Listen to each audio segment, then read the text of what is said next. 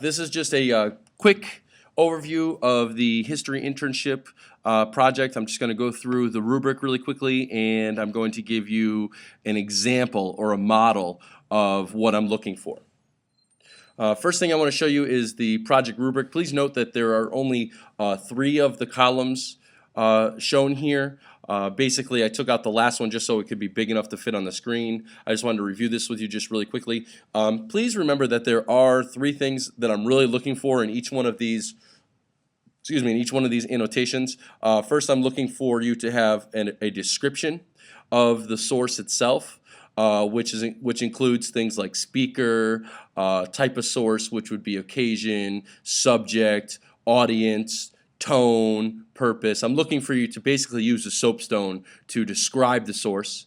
I'm also looking for you to explain the significance of the source. And when I say significance, I'm looking for the historical significance. Why is this important to history? Or what type of story does this tell us about history? And then finally, I'm looking for elements of community.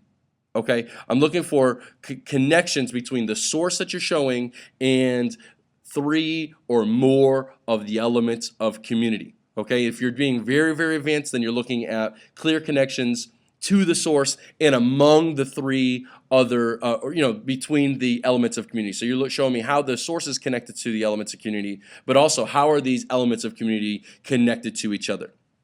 And then again, presentation, as long as you're being creative and you're using a very, very nice design, then you'll get the 4 on that. And obviously, grammar mechanics is basically having to do with your errors. And if you see at the bottom here, you can see there's a little grade scale. But again, it doesn't go all the way down because I'm missing or I cut off this last little part here. Okay. As you can see here, I have one of the sources selected. I've already done a soapstone for the source. Basically, I went through and I judged the different elements of the source. I noticed that the speaker, I couldn't find one. I said that the occasion was some sort of an illustration. The audience were people who wanted to buy it or know about the cotton gin.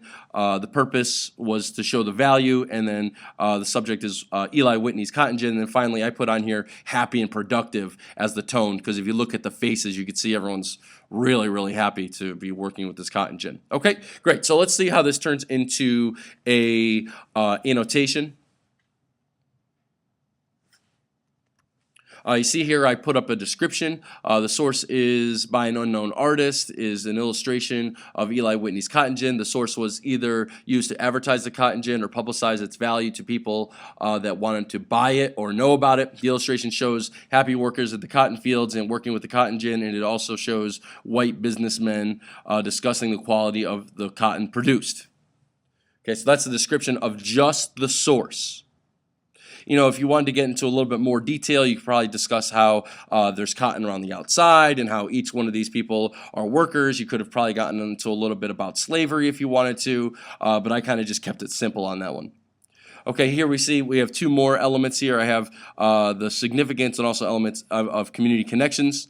The source is significant because it shows the impact that the cotton gin had on American industry.